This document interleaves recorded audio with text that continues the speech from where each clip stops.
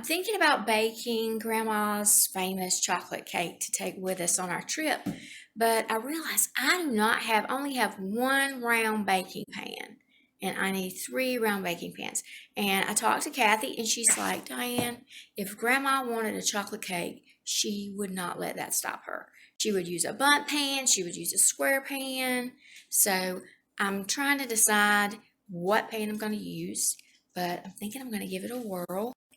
So this is actually Grandma's cake pan that she used to put her chocolate cake in. Somehow I inherited it. Okay, I'm going to let you in on a little secret. Grandma's cake was never my favorite. She always made it homemade, and it was that 1, 2, 3, 4 cake where it was like a cup of this, 2 cups of this, 3 of these, 4 of something. I can't remember. Now, when I was younger, and it was great. I think as she got older, either she left some things out or things didn't mix quite as well. I'm going to use a box cake mix. I know you're shocked, but I find that there's nothing wrong with using a box cake mix. It's the stuff that you add into it to make it special that counts and makes a big difference. So that's what I'm going to be doing. It has to be a yellow cake. So I'm going to use this Betty Crocker Super Moist Yellow Cake. I don't like the Duncan Hines box mixes because I find that they're a little runnier. The Betty Crocker is a pretty good one. And it calls for a couple eggs, a couple water, some oil. It calls for vegetable oil, but I always use olive oil. My secret add-ins are going to be vanilla and a box of vanilla pudding, the instant kind. Vanilla that I like comes from Mexico. It's the clear. I don't have to have that, but I do like the real vanilla. I don't like the imitation vanilla flavoring. Let's pause and take a moment and talk about eggs. Before I put eggs in anything I cook, I always crack them and put them in some type of small bowl. The reason I do is if you look, there's this little white thing that's hooked to the yolk or parts of the yolk. Great grandmother was alive. I used to watch her cook. She told me that little white part was the rooster. I don't know about you. I really don't want that in my cake. I just kind of cut it and scrape it and just let it run over the side of the bowl. Now we have 2 beautiful yolks. I always form a well so I can pour the liquid ingredients in and mix them. I'm going to add water gradually. Then I'll gradually add the half a cup of vegetable oil, and then I'll add my eggs, and I'm going to get my mixer out. All right, the vanilla pudding mix is in. I also added my vanilla flavoring and roughly mixed it. I'm going to get my mixer out next and mix it out really good. Okay, y'all, I just wanted you to see, I have an old Betty Crocker hand mixer, and my mom would be telling me, you need a bigger bowl, but I like this bowl. This is Grandma's bowl. The beaters are so old and worn out that they fall out unless they're actually in the bowl. But I just love this mixer. I like it to be really fluffy. Okay, it's all mixed, but I just wanted to let you know that getting the beaters out, you know, I told you they fall out unless you want them to come out, and then you have to fight them. You end up with cake mix all over your shirt, and I would wear a black shirt when I'm doing this. Go figure. I never learn, people. Okay, I don't mean to go on and on about this cake mix, but you do want it to be fluffy and creamy. This looks kind of like it has marshmallow cream or something in it. It doesn't, but it's just aerated with the mixer, so it's a nice fluffy batter, and it has that pudding in it. It's going to be very, very moist and delicious. Now I'm going to get this thing in a pan and get it in the oven. Okay, ideally I needed 2 or 3 round cake pans. I got cake mix on this, pardon me. All I had was either square pans or the bundt pan and 1 round cake pan. I'm going to use the bundt pan. Preheat the oven before I started even mixing the cake. I put it on 325. I'm going to spray with some nonstick stuff, and I hate this stuff. I usually never use it.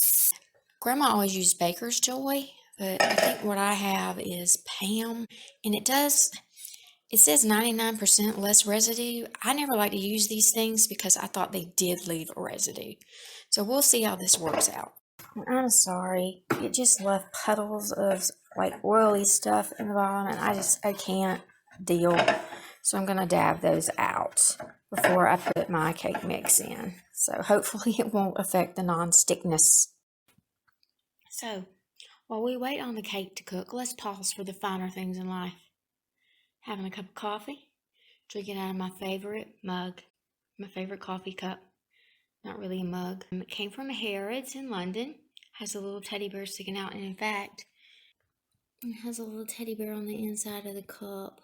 A student got me this when I taught kindergarten. His name was Alec.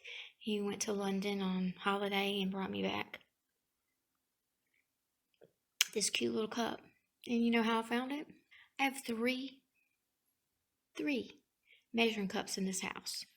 I know I do. They're Pyrex measuring cups. Actually, 2 are Pyrex and 1 is plastic. I needed a second measuring cup. I looked high and low.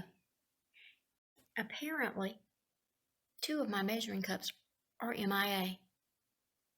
Now, why do you walk out of the house with a measuring cup? I don't get it. Somebody in this house has been walking out with my measuring cups. It's a mystery, but I intend to solve it. Till then, I look for the silver linings, like finding my Harrods cup, and taking a moment to sit here and speak with you while I drink my coffee. The cake is done. It's out and it's cooling. I baked it at 325 for about 40 minutes, and it is perfect. It smells awesome. So while it's cooling, we're going to go and start the best part of all, the icing. Okay, I am really nervous about the icing because this is what makes or breaks Grandma's cake. Actually, it's kind of my cake, but it's Grandma's icing, and that's what makes it Grandma's cake. I'm going to read to you her recipe so you can understand what it's kind of a science, it's kind of an art to be able to follow Grandma's recipe. So hang on, I'm going to read that to you. All right, I feel like I really need a drum roll or something. I mean, this is how great this recipe is. Okay, icing.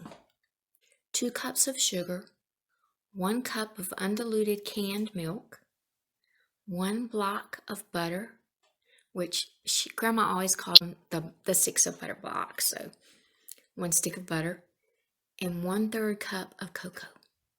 Those are the ingredients. But here are the directions. This is why it is so difficult to replicate this icing. Mix all ingredients in pot and cook on stove until it wants to drop from spoon. If it won't drop, you haven't cooked it long enough. If it flops when it drops, you've cooked it too much, and you don't have anything but a bait of sugar. I'll let you see that I'm cooking this. I had it at a higher heat. Oops, my phone's all fogging up. I turned it down because, you don't want it to burn. Stir it, get all those lumps out from the cocoa.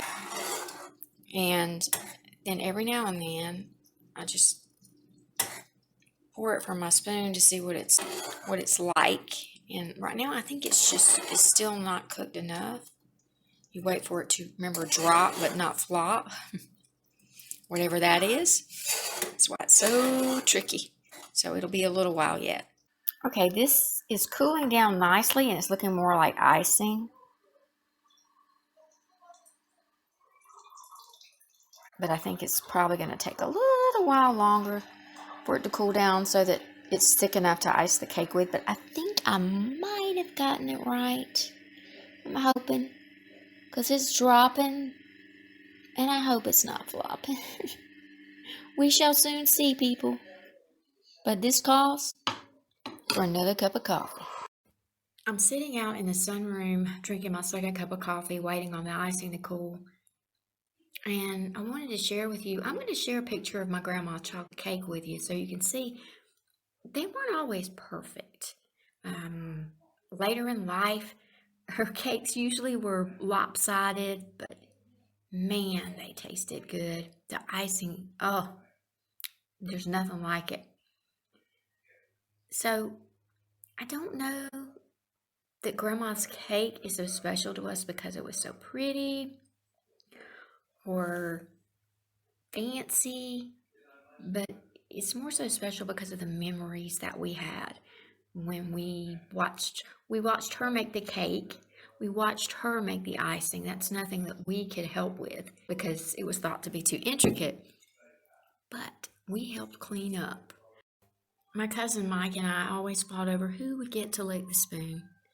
And Grandma would listen to us and laugh for a little bit, and then she'd stick another spoon in the pot, cover it with chocolate, and hand us both a spoon.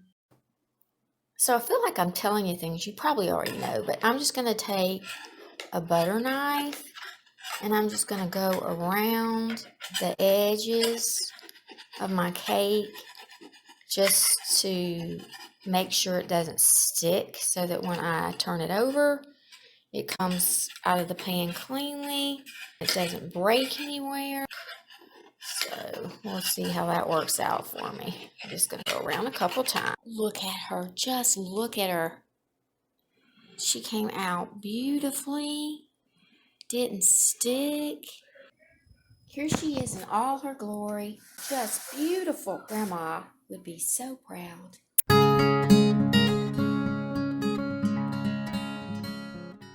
Oh, one last thing. Mike, here's my spoon to lick. And here's yours. Love you, Mike.